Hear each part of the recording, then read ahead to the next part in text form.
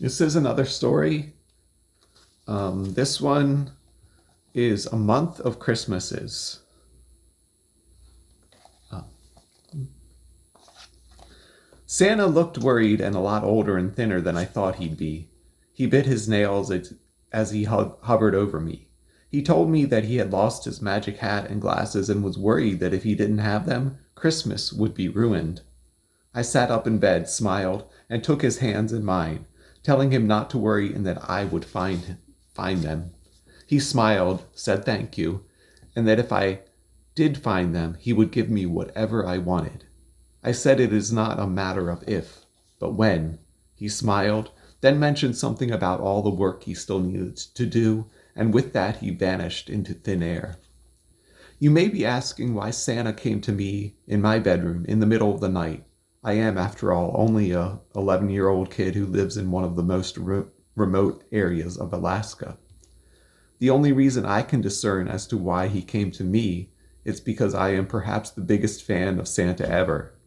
I have Coca-Cola Santas all over my walls, a collection of 22 Santa movies that I play nonstop from Halloween to New Year's, and I even wrote 2 of my reports in school last year on the bearded man. I fell back asleep after Santa left, but when I opened my eyes again and saw my bedside clock read 5:55 a.m., I told myself I needed to get up and not waste a second more. I put on my thermal underwear, 3 pairs of socks, sweatpants, snow pants, a windbreaker, and scarves, and tiptoed into the kitchen to get some snacks as I prepared for the journey ahead. I didn't want to risk waiting for my mother to wake up since she was never going to let me go search for Santa's missing things anyway. I just looked outside at the nearly endless black that characterized this time of year, filled a backpack with granola bars and candy and a thermos full of hot chocolate, and I opened the door. The wind blasted me in the face when I did. With the wind chill, it must have been negative 20 degrees Fahrenheit. I closed the door and grabbed a flashlight and some extra batteries, and then I started walking, trying to pretend that I wasn't being blasted by wind that felt like icy needles on my face and toes. I don't know how long I walked since there was no daylight this time of year, and every minute with this Arctic wind felt like an hour.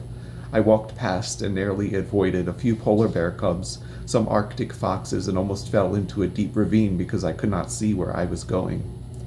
I was about to give up, but then I saw a brighter aurora than I had ever seen before in my life. Green and red were sparkling in front of me and illuminating the entire sky. It was amazing. But then I looked again and realized it was not an aurora, because underneath it there was a town that was creating this blinding light. As I came upon the town, I saw a castle and 100 smaller houses and shops. I knew at once that this had to be the North Pole, the home of Santa, the elves, and everything Christmas. I switched off my flashlight because I didn't really need it anymore. I made a beeline for Santa's castle, trying not to be distracted by the elves on rooftops and on the street and in the store windows who were all staring at me. I was determined to be of a single mind and not let anything keep me from my search for Santa's glasses and hat. I walked along the streets, up one and down another, in search of these artifacts, but not having much luck. I was getting quite frustrated when I heard a gravelly voice call to me. "You shouldn't really be here," the voice tells me.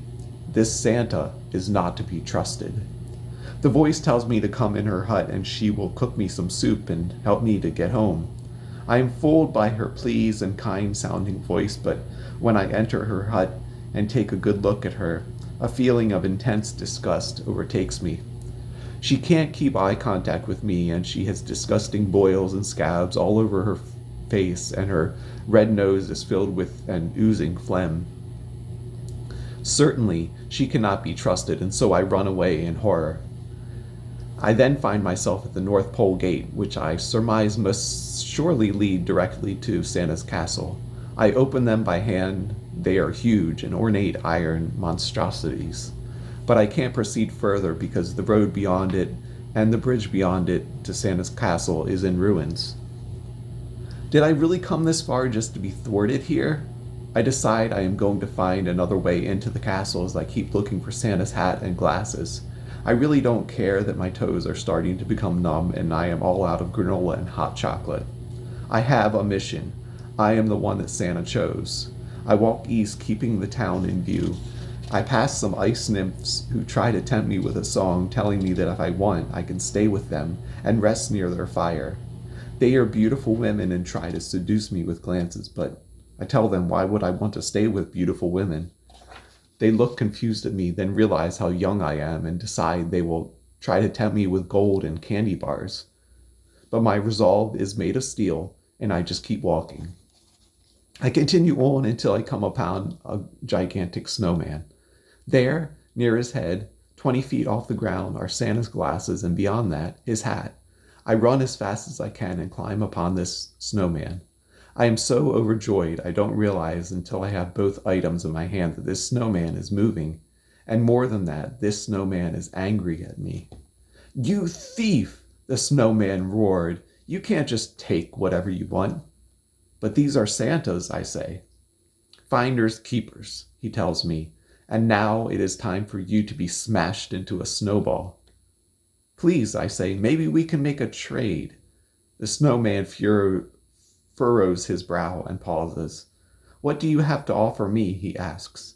I pull out my backpack. I show him my cell phone and he laughs. "We have no service here." I say he can have my thermos, but he says if he drinks anything hot, he will melt. "Then maybe you can have my scarf. It will keep you from melting."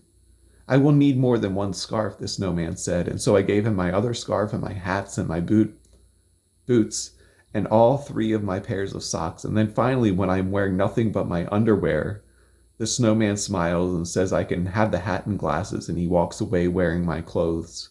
I smile, and then I start walking towards the castle. I get closer and closer, but it's so cold and I am so very unclothed that I'm starting to turn purple. I get very close and then I whisper, "Help me, Santa," and I pass out. I come to underneath the warmest blanket I have ever felt, and opening my eyes, I see a beautiful ornate tree that smells of cinnamon and anise, and I see Christmas decorations everywhere. I look and I know where I am. I am in Santa's castle. I doze on and off, and then eventually Santa wakes me. "Thank you," he says. "I heard you calling, and now, because of you, I can deliver all my presents on Christmas." I tell him it was nothing because I wouldn't have anything without Christmas, and it's true. It's the one day a year I don't feel lonely, the one day of the year I forget I live in the middle of nowhere and have no friends.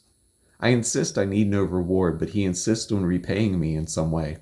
I think, and finally, after a good 5 minutes, I ask him if he can make it Christmas every day. He smiles, puts a finger to his nose, and tells me, "For you, anything." And then he disappears, and then I disappear and find myself back in my own home, in my own bed. I go downstairs and it is Christmas morning. My mom is smiling and my father and my neighbors are there and everyone is singing carols.